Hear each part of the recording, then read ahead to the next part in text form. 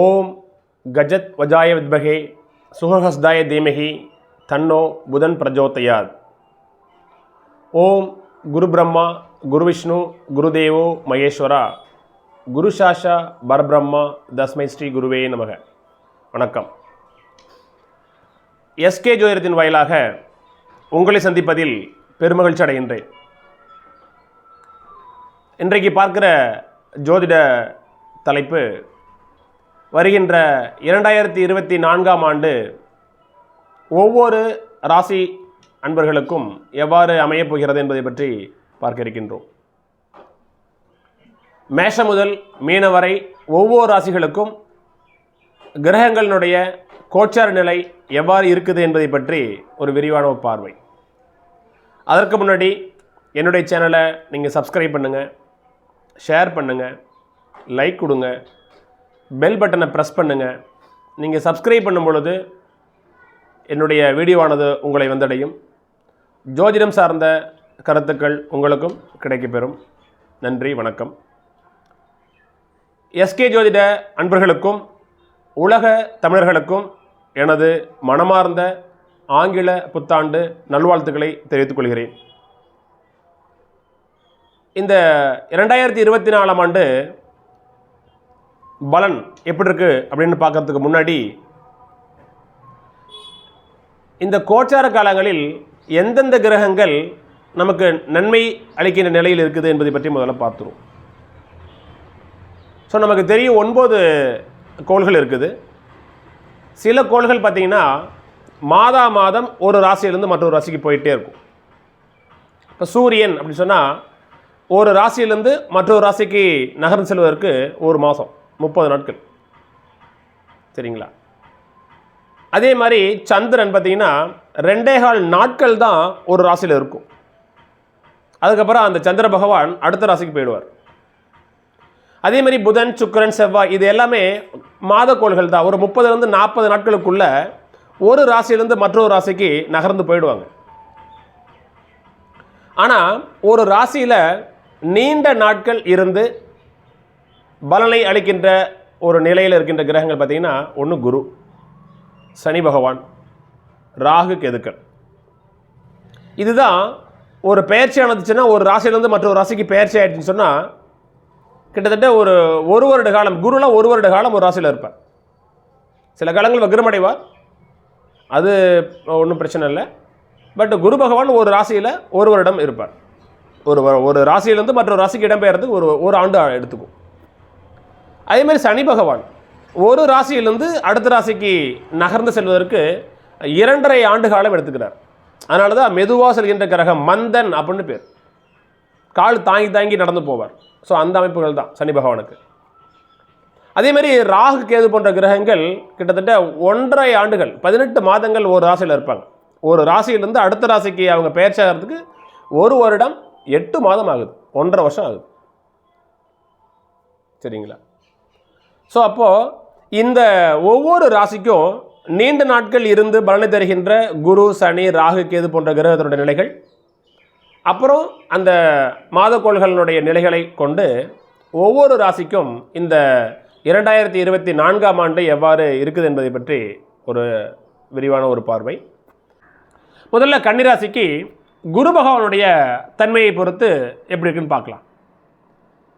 வருகின்ற மே மாதம் வரை உங்கள் ராசிக்கு 8ஆம் இடத்தில் அஷ்டம குருவாக இந்த குரு பகவான் இருப்பார், சரிங்களா? உங்கள் ராசிக்கு அட்டமாதிபதி, உங்கள் ராசிக்கு 7ஆம் பாவாதிபதியான குரு 8ஆம் இடத்திலே இருக்கின்றார். இதுக்கு பேர் அஷ்டம குரு அப்படின்னு சொல்லுவாங்க.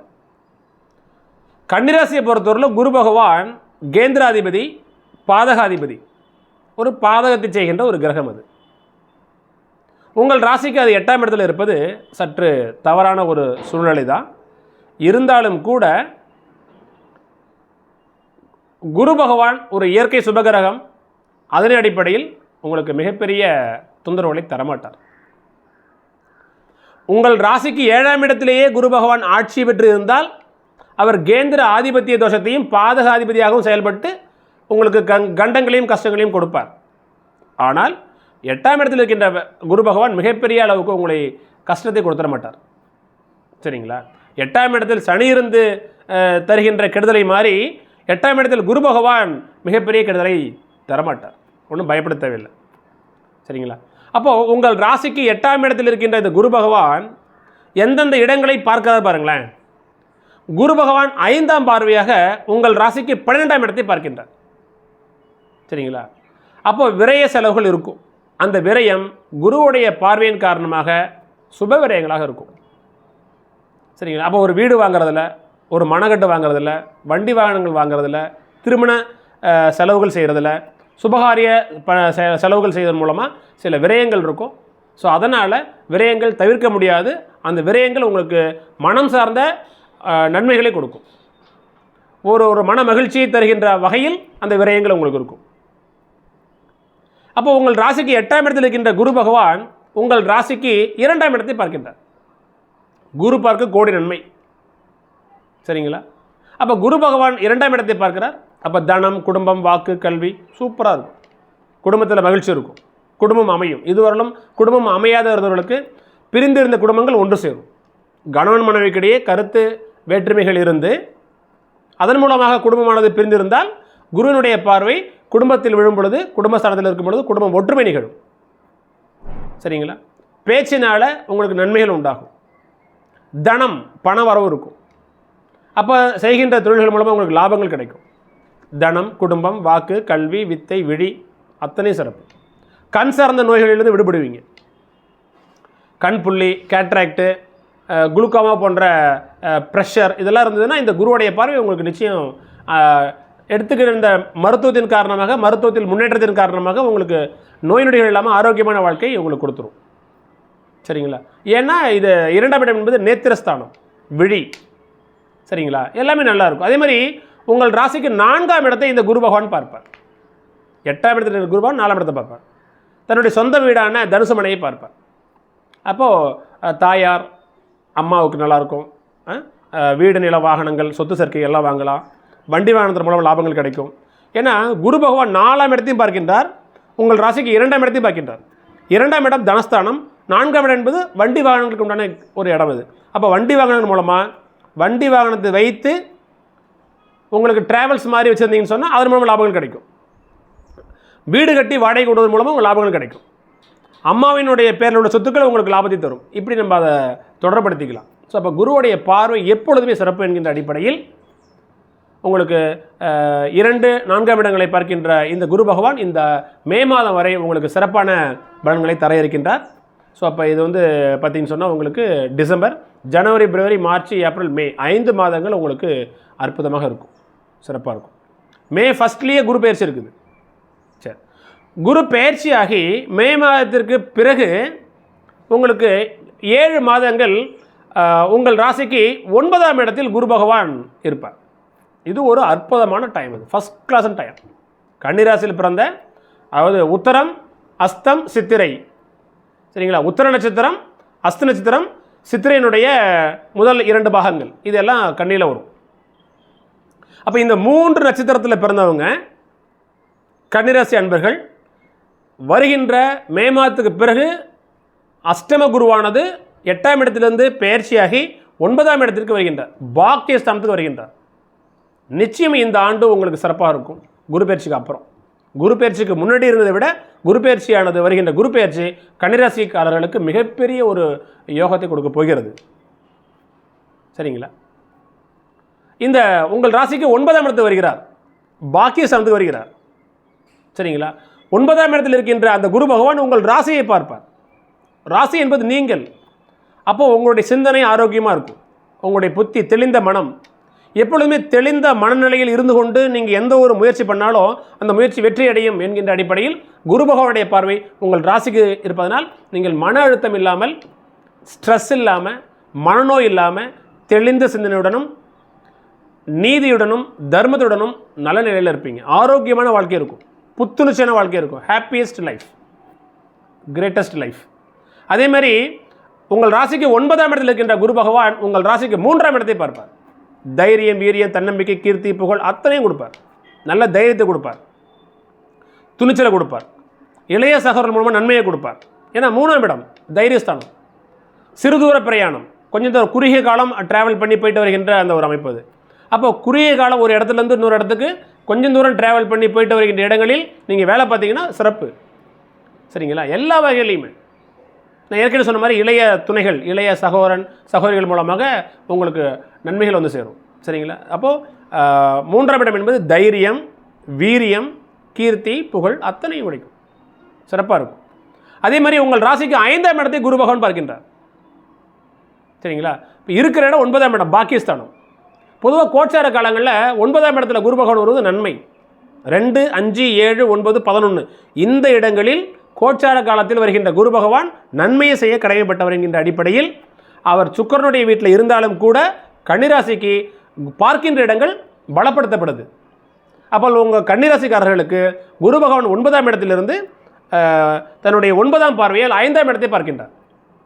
5ஆம் இடம் என்பது நான் எப்போது சொல்கிற மாதிரி பூர்வீகம். அப்போ பூர்வீகம் சார்ந்த சொத்துக்கள் மூலம் லாபங்கள் கிடைக்கும். பூர்வீக சொத்தில் ஒரு இடத்த விற்றீங்கன்னா லாபங்கள் கிடைக்கும்.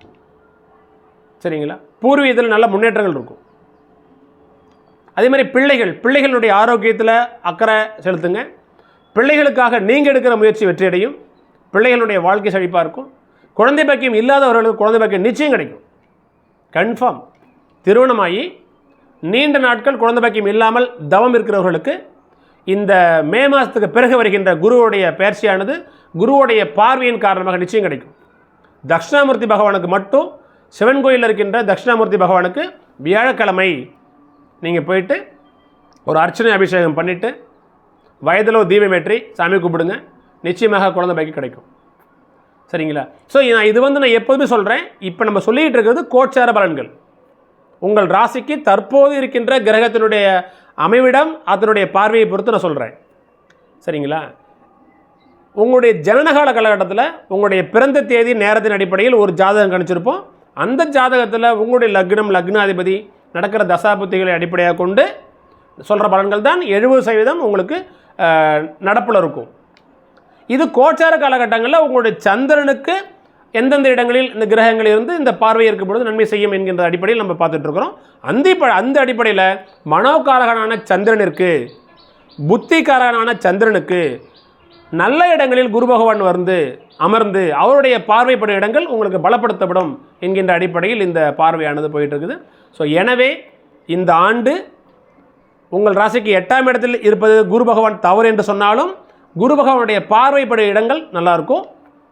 குரு பயிற்சிக்கு அப்புறம் மே மாதத்துக்கு அப்புறம் உங்கள் ராசிக்கு 9ஆம் இடத்துக்கு வரும் பொழுது 9ஆம் இடமும் பலப்படும், குருவினுடைய பார்வைப்படுகின்ற இடங்களும் சிறப்பாக அமையும்.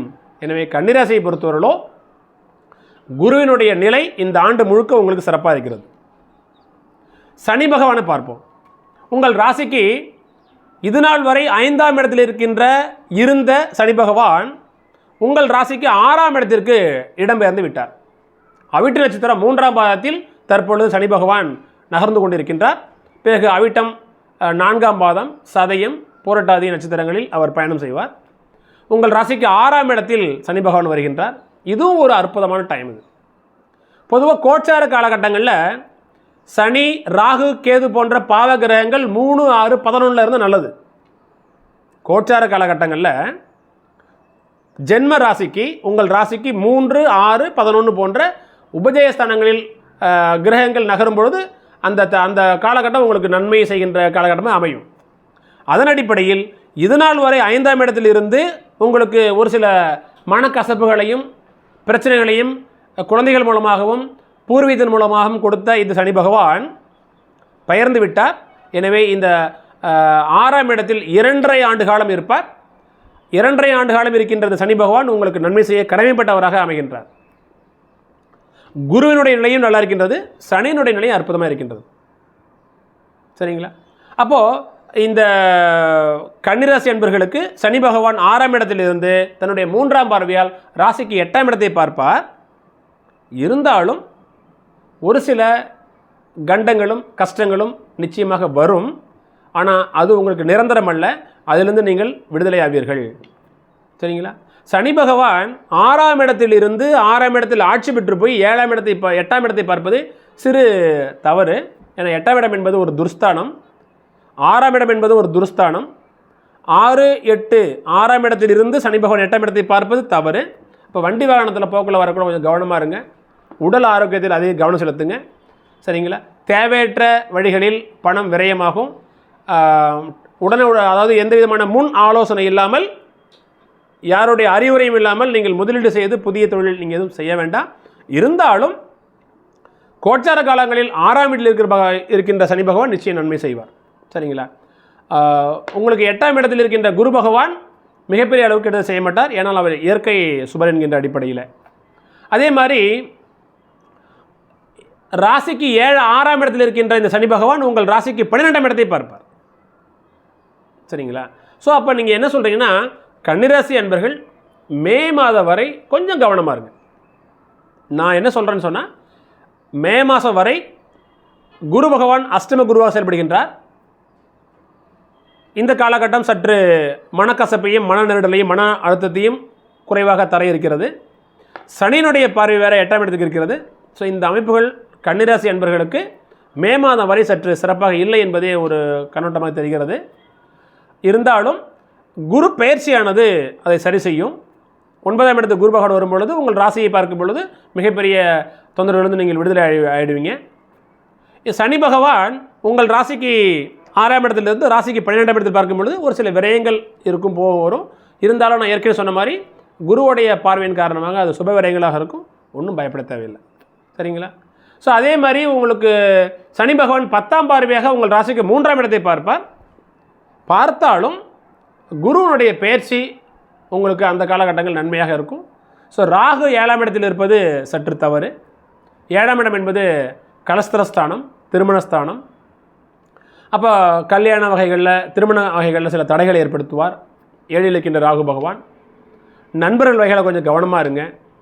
சரிங்களா? கூட்டாளிகள், பங்குதாரர்கள் வகையில் கொஞ்சம் கவனமாக இருங்க.